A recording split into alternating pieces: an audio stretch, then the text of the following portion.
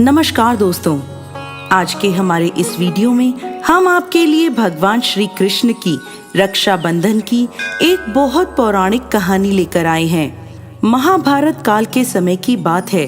भगवान श्री कृष्ण की श्रुतिदेव नाम की एक चाची थी, जिनके बहुत मन्नतों के बाद शिशुपाल नाम का पुत्र प्राप्त हुआ। लेकिन शिशुपाल जन्म से ही बहुत बीमार रहता था।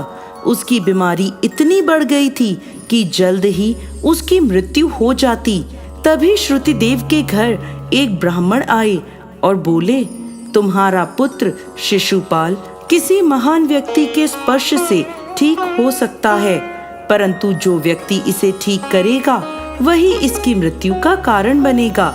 यह सुनकर श्रुति देवी घबरा गई कि उसका बेटा ठीक होकर भी मृत्यु के करीब हो जाएगा, परंतु वो अपने पुत्र को स्वस्थ करने का प्रयास करती रही। एक दिन भगवान श्री कृष्ण श्रुति देवी के घर आए और उन्होंने शिशुपाल को अपनी गोद में उठा लिया। इसके बाद शिशुपाल एकदम स्वस्थ हो गया।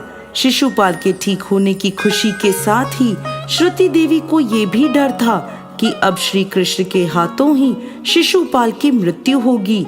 वो हाथ जोड़कर भगवान श्री कृष्ण से विनती करने लगी, हे केशव, हे माधव, शिशुपाल की सभी गलतियां माफ करने का आप मुझे वचन दें।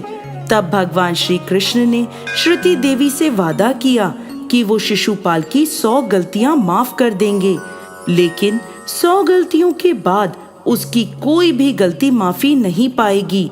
इसके बाद बहुत समय बीत गया। शिशुपाल बड़ा हुआ और एक क्रूर राजा बना। वो अपनी प्रजा पर बहुत जुल्म करता और भगवान श्री कृष्ण को भी अपशब्द कहता था। ना चाहते हुए भी भगवान श्री कृष्ण उसकी सभी गलतियां माफ कर देते थे, परंतु अब शिशुपाल अपनी 100वीं गलती कर चुका था। एक दिन एक भरी सभा में, जहां भगवान श्री कृष्ण भी मौजूद थे, शिशुपाल सबको अपना अहंकार दिखाने लगा। यहाँ तक कि उसने भगवान श्री कृष्ण को निचला जानकर लोगों पर जुल्म करने को उत्तम बताया। एक राजा के मुंह से ऐसी बात सुनकर भगवान श्री कृष्ण क्रोधित हो गए और उन्होंने सुदर्शन चक्र को आज्ञा दी और सुदर्शन चक्र ने शिशुपाल का वध कर दिया। जैसे ही भगवान श्री कृष्ण ने अपना सुदर्शन चक्र छोड़ा तो उनकी उंगली में चोट लग गई।